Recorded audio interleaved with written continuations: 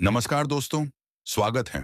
मेरे चैनल भक्ति की जानकारी में नवरात्रि का पर्व माता रानी की भक्ति और आराधना का सबसे बड़ा पर्व माना जाता है। इस दौरान 9 दिनों तक मां दुर्गा के विभिन्न रूपों की पूजा अर्चना की जाती है। विशेष रूप से नवमी तिथि का महत्व सबसे अधिक है, क्योंकि इस दिन मां सिद्धिदात्री की पूजा की जाती है।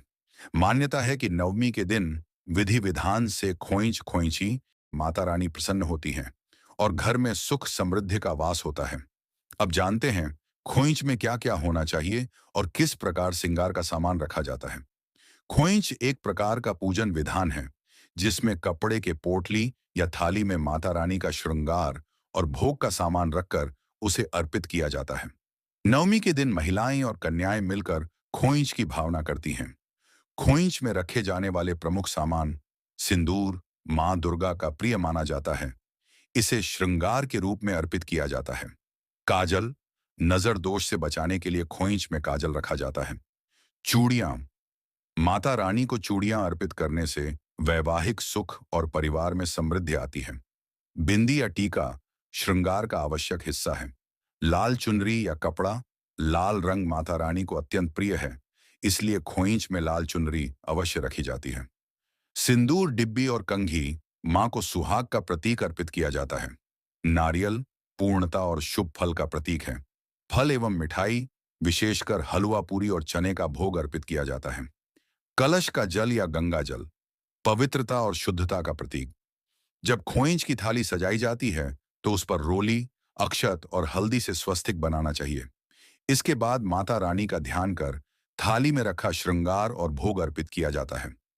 माता रानी को 16 श्रृंगार अर्पित करने की परंपरा है। यह स्त्री शक्ति, सौंदर्य और वैभव का प्रतीक है। इसलिए खोइंच में बिंदी, सिंदूर, कंघी, काजल, बैंगल्स, चूड़ियां, पायलब, बिंदी और चुनरी रखने का विशेष महत्व होता है। खोइंच की भावना कैसे करें? सबसे पहले घर को साफ सुथरा कर पूजन स्थल पर माता रानी की मूर्ति या चित्र स्थापित करें। फिर कलश स्थापना कर दीपक जलाएं और धूप बत्ती अर्पित करें। इसके बाद खोइंच की थाली को माता के सामने रखें और दुर्गा सप्तशती, देवी कवच या दुर्गा चालीसा का पाठ करें। अंत में माता रानी को श्रृंगार और भोग अर्पित कर कन्याओं को आमंत्रित करके उन्हें भोजन और उपहार दें। नवमी के दिन खोइंच की भावना करना माता रानी को अत्यंत प्रिय है। जो भी भक्त सच्चे मन से श्रृंगार और भोग अर्पित करता है, माता उसकी सभी मनोकामनाएं पूर्ण करती हैं।